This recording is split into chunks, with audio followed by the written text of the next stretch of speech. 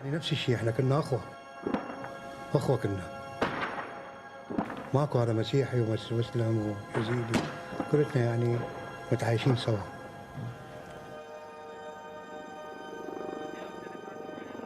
أكيد بفترة داعش احنا افتقدنا اخواننا المسيحيين خلال 3 سنوات، بس هسه احنا سعيدين انه يشاركون معنا اعمار الموصل بشكل عام. واكيد انا احس بسعادة انه المسيحي والمسلم واليزيدي يشتغلون سوا لاعمار المدينة، هي مدينتنا بالنهاية.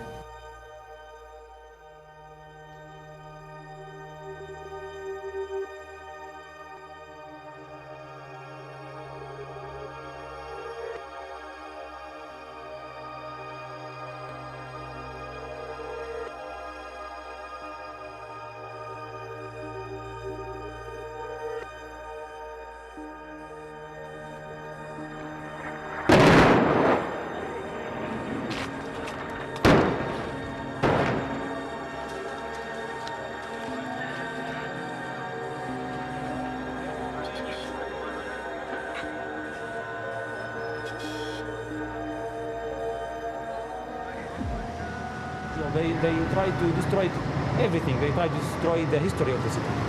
They try to change the history for themselves only, not for Muslims, not for Christian, not for anyone, just for themselves.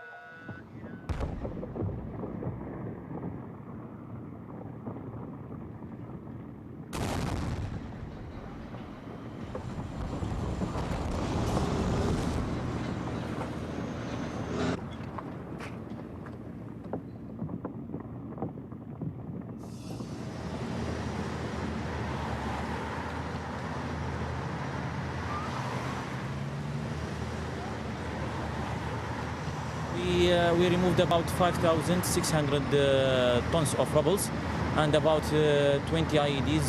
Some of them was put inside the walls of the mosque. We encourage people to work here. For example, Christian work here in the mosque and Muslims work in the churches. So this is the goal of this project.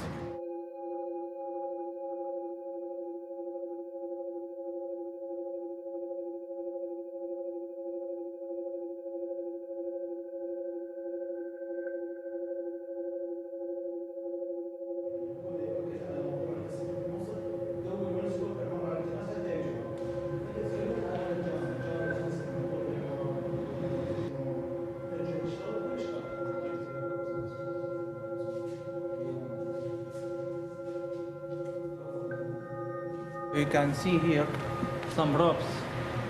We heard that they have been hanging people from here. Mosul now is healing. Now it's going back to normal. Life is going back as it was before.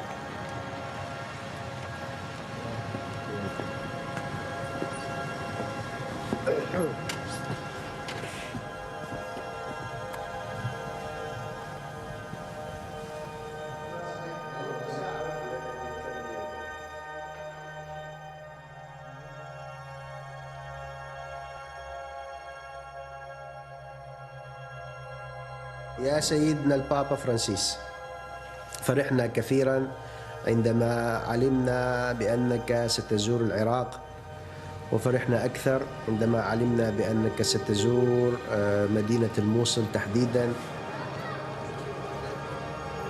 هناك الأنقاض في مدينة الموصل، لكن هناك في هذه المدينة هناك الأمل وهناك الرجاء وهناك التعايش السلمي.